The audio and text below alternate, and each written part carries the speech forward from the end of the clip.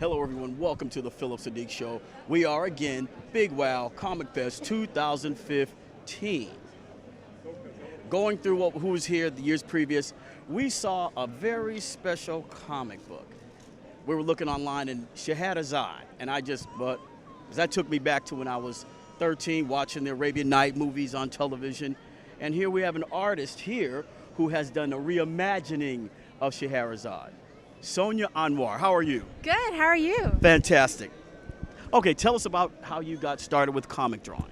Absolutely. Well, I mean, I've always loved comics my whole life, and it had always been my goal since day one to try to do it for a living. So about 4 years ago, I decided to go tackle it full time, and one of the first things I wanted to do was do my own take on a story that I absolutely loved and try to kind of bring it into the light of the world again, because not a lot of people know about 1001 anymore and 1001 Arabian Nights. So this is my chance to reinvent something I loved. Right. Now, as I was saying, Sonia, when we were younger, we would see the 1001 Arabian Nights and all those movies of that genre when I was younger. Mm-hmm. And now, older, looking back at the pictures, hey, wait a minute. That guy doesn't look quite Arabian. Hey, that woman looks like somebody. Wait a minute. So.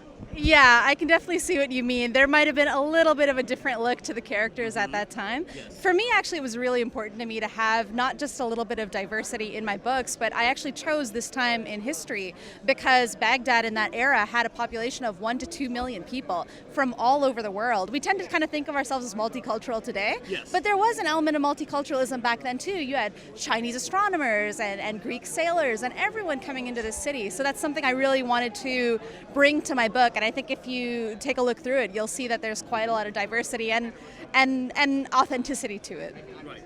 We're going to look through some of the magazines that she has here, and all those are hand-drawn. Yes. What's your process when you start? Do you have a story in mind, or you just start letting it flow and then figure the story later? You know, I think like most creators, it's a little bit of both. You have the images in your mind, the scenes playing out, and you have a little bit of the words of the writing, but trying to mix the two together is always a bit of a process. Mm-hmm. But for myself, usually I will just write straight away. And I have to do that, and I have to kind of cut off the artist part of my brain, because if I don't, you know, I might get to a crowd scene and say, oh God, I really don't want to draw that. So I have to turn off the artist, and I have to just write very purely.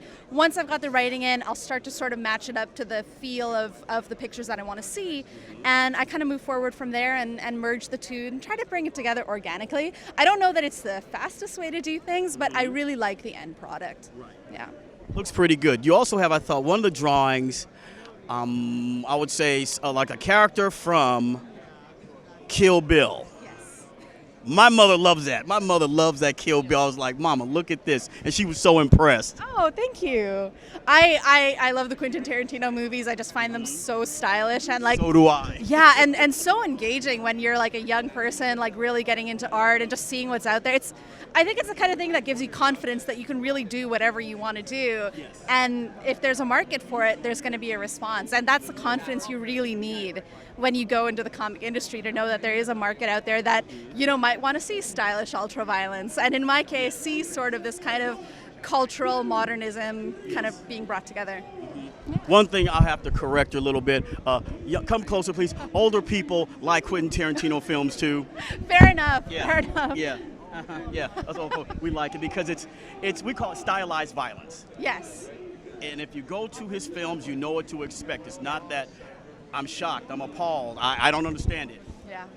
You know what to expect. You really do. I was really nervous about watching his most recent film, Django Unchained, yes, because I was like, oh God, I don't know if I can take all that violence. I feel like as I get older, like I have a little bit less, yes, like less stomach for it. But oh, it was so good. Yeah. I absolutely loved it. So it was incredible. You know.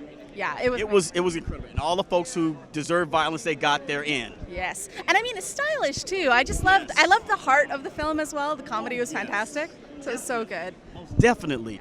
Now, you were also a new mom. We had a little sneak peek of the little baby. Now, being a new mom, drawing the characters on the book, do you hold the baby in one hand and then start drawing here and then hold her here? And how does that work? That has absolutely really happened. That has absolutely happened because, you know, there's a struggle. You suddenly become a full-time mom, but you're still a full-time creator. So I tend to, I take care of the little one during the daytime, and then in the evening I work almost till 1 a.m. just on my work. But there have been times where, you know, I'm on a deadline and I'm like, okay, we're setting up your play area right next to my drafting table. You're going to just play down there and I'm going to work up here. But now she's grabby, so now she's going after my art tools. She was actually eating my badge a moment ago. Okay. So, yeah, I'm a little nervous. I'm especially nervous about my Copics. Because how do you say to a kid, like, okay, these are your markers, the Crayolas, and the Copics are my markers. You don't touch these ones. Advice from a new mom, everybody. Advice for a new mom. And Remain for the adult crowd. that's right. Everybody, we've had a joy interviewing Sanya Anwar here, Big Wow Comic Festival 2015. I'm just, as I said, enthralled with, I can't wait to get my hands on a book. I can't wait. So how can people look for your art if they want to you're freelance, if they want to contact you? I am a freelancer, so you can actually just search my name, Sanya Anwar. I'll pop up in Google because I have a little bit of a different name. But you can also go to my website, artbysanya.com, and that'll link you all the way to my Tumblr, my Twitter, my Facebook, and I can be accessed through all of those means to get in touch with prints or comics, and you can also read my comic online for free. So just go to artbysanya.com, and the first 3 issues will be up for you to read.